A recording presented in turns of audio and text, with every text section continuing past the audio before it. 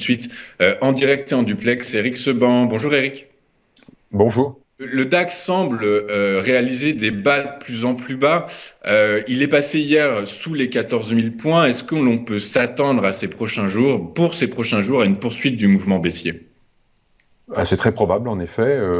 Comme on l'avait évoqué mercredi dernier, il s'est passé un épisode entre les deux, mais finalement peut-être rien de surprenant quand on connaît le contexte, c'est-à-dire qu'on était dans la zone de résistance 14 180-270. On était monté jusque-là très fortement après une baisse importante. On avait eu ce rebond très important euh, de 400 points ou davantage, je crois même 600 points.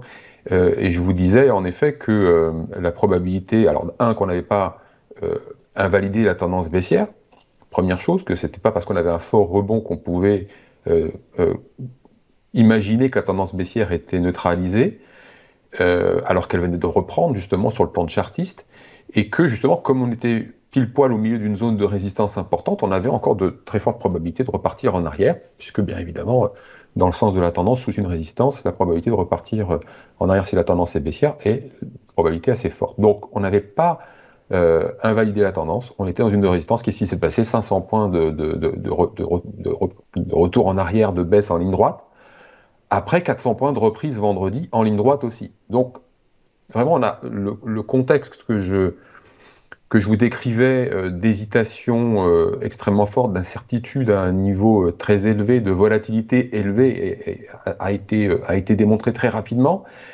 Et c'est ce qui m'amenait à vous dire, attention, la recommandation, c'était rester à l'écart, attention, ça peut bouger dans le vide dans tous les sens, encore plus que d'habitude. Et jusqu'à maintenant, pour justement se rapprocher de tout de suite, eh bien, la tendance baissière, elle n'est toujours pas invalidée, puisque on a eu un mouvement de rebond vendredi et lundi qui nous a ramené exactement où nous étions mercredi dernier, exactement dans la zone de résistance 14 180-270, c'est là où on s'est arrêté hier. Et la raison qui me fait penser que les choses ne sont pas là de s'arrêter, c'est que eh bien, vendredi, au plus fort du mouvement de rebond, et encore hier, la volatilité ne baissait pas du tout. On avait un fort rebond, mais chose qui est alors surprenante, pas dans le contexte actuel, mais inhabituelle, quand les prix montent, la volatilité baisse. Et là, la volatilité ne baisse pas du tout, même après un fort rebond, ce qui indique encore beaucoup de méfiance de la part des acteurs. Le niveau de méfiance ne diminue pas, et on continue la phase tout et son contraire. Et ça va sans doute être le thème des prochains jours, prochaines semaines. Il n'y a pas de raison que le contexte ne perdure pas, parce que tant que les gérants vont rester en retrait, ce qu'ils font depuis maintenant des semaines, des mois, eh bien les échanges ne vont pas se redensifier. Donc, et ils vont parvenir tant qu'ils n'auront pas un peu plus de visibilité moyen-long terme, et on ne voit pas très bien pour le moment, en tout cas, ce qui pourrait leur redonner de nouveau. Donc, le principe est très simple en fait. Il y a moins d'acteurs parce qu'évidemment les gestions sont en retrait, moins de volume, ça fait moins de contrepartie, donc des densités d'échange plus faibles, et donc des mouvements dans le vide. Donc ce à quoi on assiste, c'est tout à fait logique. La résistance actuelle, la plus proche, c'est toujours la même, c'est celle de la semaine dernière.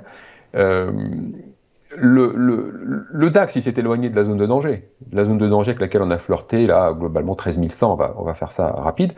On s'en est éloigné, mais on voit bien qu'on n'arrive pas à reprendre de la hauteur parce que la tendance baissière n'a pas été invalidée.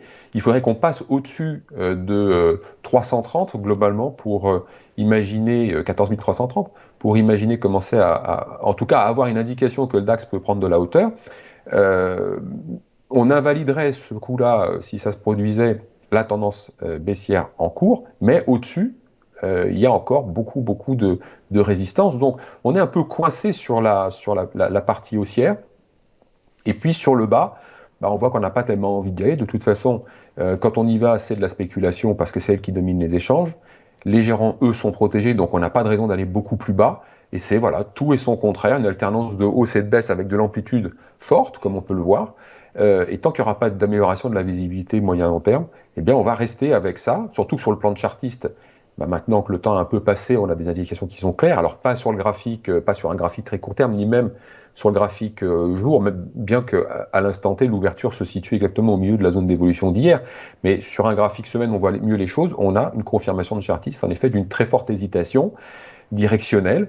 Et on a une zone maintenant qui est 14 000, 14 100. Vous en avez parlé tout à l'heure, 14 000, 14 100, c'est la zone pivot. Maintenant, on alterne des probabilités d'aller au-dessus, mais d'être capé à la hausse jusqu'à 270, 300, à peu près 300, 330.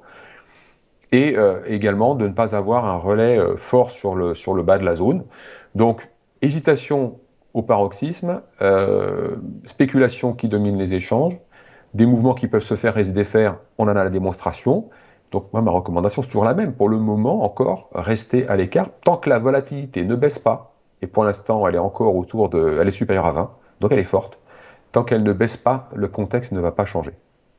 Ok, c'est clair. Bah, écoutez, on écoute vos conseils, donc nous restons à l'écart sur le DAX en attendant que la volatilité se calme un peu. Merci beaucoup, Eric, d'avoir été avec nous ce matin. Je rappelle que vous êtes trader et formateur en compte perso. On va marquer une pause et puis on se retrouve tout de suite après avec Daniel Cohen-Delara et ses Market Movers. À tout de suite sur TV Finance.